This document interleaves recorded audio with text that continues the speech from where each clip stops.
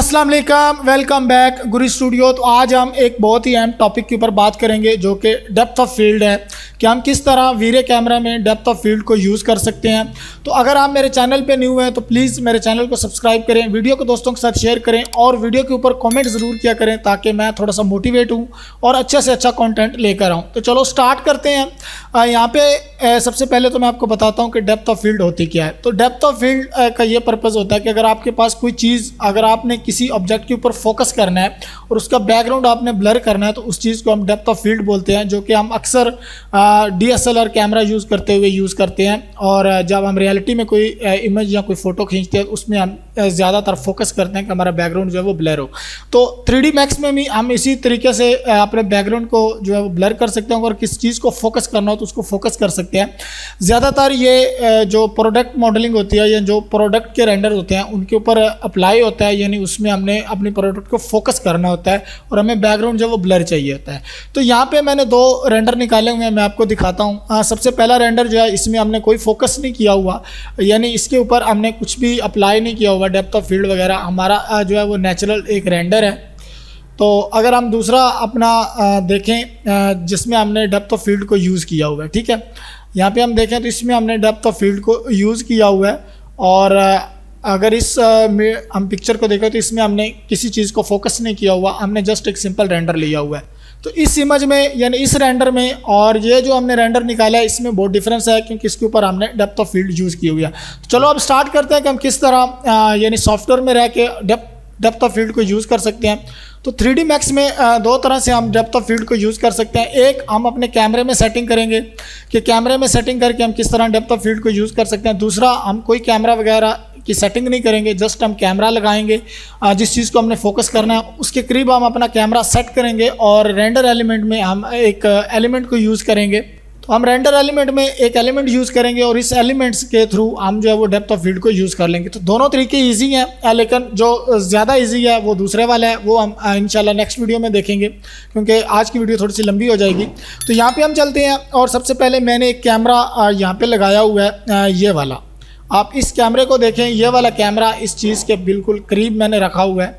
ये हमारे पास टेबल है, तो यहाँ पे इसको आइसोलेट करें तो ये कुछ इस तरह का सीन है हमारे पास। ये देखें, ये कैमरा बिल्कुल इन चीज़ों को मैंने फोकस किया हुआ है और ये कैमरा इसके साथ बिल्कुल रखा हुआ है, यानी इस कैमरे को इसके ऊपर फोकस किया हुआ है। तो इसी तरीके से यहाँ पे अगर मैं C5 प्रेस करता हूँ तो ये कैमरा मेरे पास है और इसको मैंने इसके ऊपर फोकस किया हुआ है क्योंकि मुझे इस एरिया को जो है वो फोकस करना है और बैकग्राउंड को ब्लर करना है। तो अब हमारे पास सेटिंग होती है, आपने सबसे पहले जैसे ही आप कैमरा जो है वो यहाँ पे सिलेक्ट करते हैं तो आपके पास जो बाय डिफ़ॉल्ट सेटिंग होती है वो भी मैं आपको दिखाता हूँ। यहाँ पे आपने कैमरा सेलेक्ट करना है और इसको आइसोलेट कर लेना है और यहाँ से कैमरे को सिलेक्ट करना है और यहाँ पे आपने चले जाना है। तो ये आपके पास बाय डिफ़ॉल्ट सेटिंग होती है। इसके F नंबर 8 होते हैं और फिल्म स्पीड 100 होती है और शटर स्पीड हमारे पास 200 होती है। डेप्थ ऑफ फील्ड अनेबल होती है, तो यहाँ पे हम इसको एबल करेंगे, यानी इसको हम चेक करेंगे तो हमारी डेप्थ ऑफ फील्ड जो है वो अनेबल हो जाएगी और आप हम इसको यूज़ कर सकते हैं। लेकिन बाय डिफ़ॉल्ट ये चेक नहीं होती, बिल्कुल इसी तरह की होती है। अगर आपने इसको चेक नहीं करना तो आपका रेंडर जो है वो कुछ इस तरह का निकलेगा। अगर आप इसको चेक कर देंगे तो आपका रेंडर जो है वो कुछ इस तरह का निकलेगा, यानी जिसमें आपको ब्लरीनेस नज़र हो, जिसमें आपको डेप्थ ऑफ फील्ड नज़र आए, यानी आपका बैकग्राउंड ब्लर हो। तो यहाँ पे हमने ये तो यूज़ कर ली, यानी हम डेप्थ ऑफ फील्ड को यूज़ कर लिया। अब यहाँ पे हमें F नंबर जो वो कम करने हैं। जितने F नंबर हम कम करेंगे हमारा जो ब्लरनेस है वो बहुत ज़्यादा हो जाएगा, लेकिन उसके साथ साथ हमारी लाइट जो है वो बिगड़ती जाएगी, यानी लाइट ज़्यादा होती जाएगी। तो उसको हम यहाँ से डाउन करते हैं, यानी हम फिल्म स्पीड को या शटर स्पीड को चेंज करके उसको हम कम करते हैं।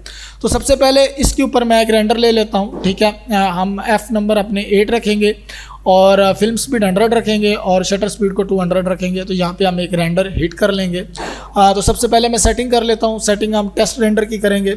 GPU मैंने रखा हुआ है और इसकी वैल्यू को हम 200 कर लेंगे, 200, और इसको मैं प्रोग्रेसिव ही कर दूंगा यहाँ पे और इसकी वैल्यू को 1 कर दूंगा, ठीक है, 1। अब हम एक रेंडर ले लेंगे। रेंडर हिट करने के बाद हम देखेंगे कि हमारा क्या रिजल्ट मिलता है हमें। तो अभी आप देख सकते हैं कि हमारा जो ब्लरनेस है, यानी जो हमारा बैकग्राउंड ब्लर हुआ है वो बहुत कम हुआ है इसकी निस्बत, क्योंकि ये बहुत ज़्यादा इस वाले रेंडर में हमारा जो बैकग्राउंड है वो ज़्यादा ब्लर है, लेकिन इसमें हमारे पास बैकग्राउंड जो है वो इतना ज़्यादा ब्लर नहीं है, क्योंकि यहाँ पे हमने कोई चेंजेस वगैरह नहीं की।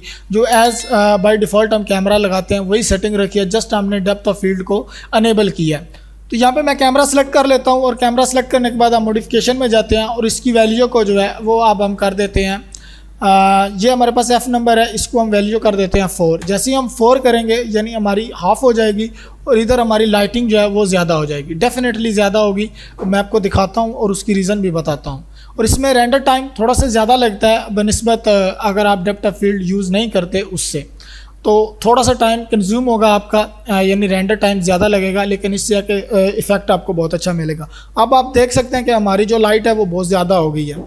अब इस लाइट को कम करने का तरीक़ेकार ये होता है कि आप अपनी शटर स्पीड को जो है वो बढ़ा लें, ठीक है। अगर आप शटर स्पीड को 500 करते हैं तो ऑटोमेटिकली हमारी लाइट कम हो जाएगी, और इसी तरह फिल्म स्पीड को आप 50 कर दें, यानी उससे हाफ़ कर दें, तो भी हमारी लाइट कम हो जाएगी। इस तरीके से अगर जैसे जैसे आप F नंबर बढ़ाते जाएंगे आपकी ब्लरनेस ज़्यादा होती जाएगी, लेकिन आपकी लाइट भी उतनी ज़्यादा होती जाएगी। उसको आपने शटर स्पीड और फिल्म स्पीड से कम करना है। अगर आप शटर स्पीड को कम करते हैं यानी 500 600 कर लेते हैं और फिल्म स्पीड को 100 रहने देते हैं तो फिर भी कोई प्रॉब्लम नहीं है। अगर आप जस्ट फिल्म स्पीड को 10 कर देते हैं और शटर स्पीड को यहाँ पे मैं 200 ही रहने देता हूँ, और जो हमारे पास फिल्म स्पीड है इसको मैं 10 कर लेता हूँ, तो अभी आप देखेंगे तो हमारी लाइट जो है वो कुछ इस तरह की हो गई, यानी लाइट कम हो गई है।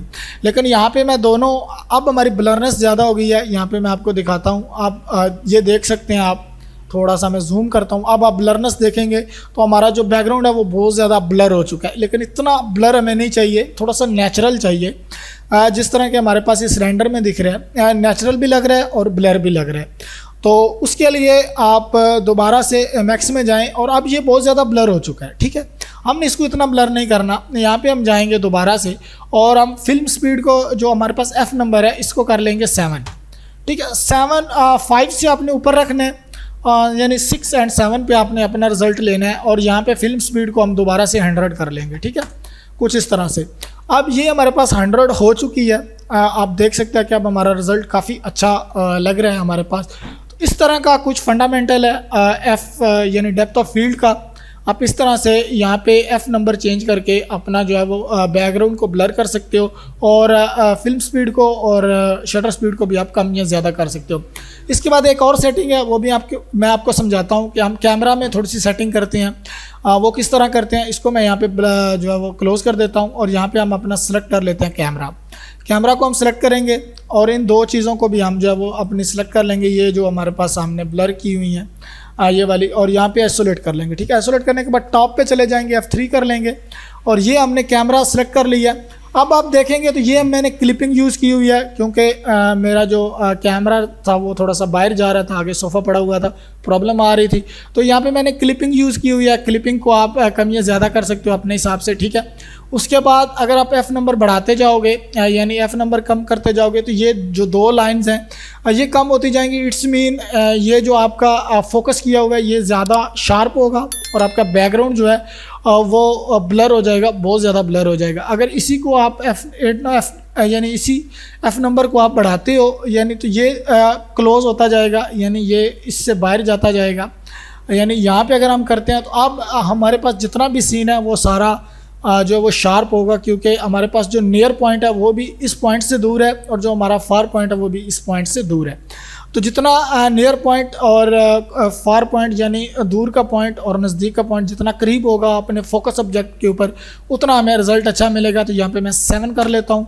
उसके बाद हमारे पास आ जाता है टारगेट डिस्टेंस। इसको भी आप कम या ज़्यादा कर सकते हैं। ये हमारे पास टारगेट डिस्टेंस है, यानी हम अपने टारगेट को कोशिश करेंगे कि अपने जो ऑब्जेक्ट है, जो हमारे पास करीब ऑब्जेक्ट है जिसको हमने शार्प करना है और बैकग्राउंड को हमने ब्लर करना है, तो हम कोशिश करेंगे कि हमारा जो ऑब्जेक्ट है उसके करीब हमारा टारगेट डिस्टेंस रहे, ताकि हमें रिज़ल्ट अच्छा मिल सके। तो यहाँ पे दोबारा से मैं आइसोलेट कर लेता हूँ, और आइसोलेट करने के बाद इसको जो है वो हम फाइनल करते हैं।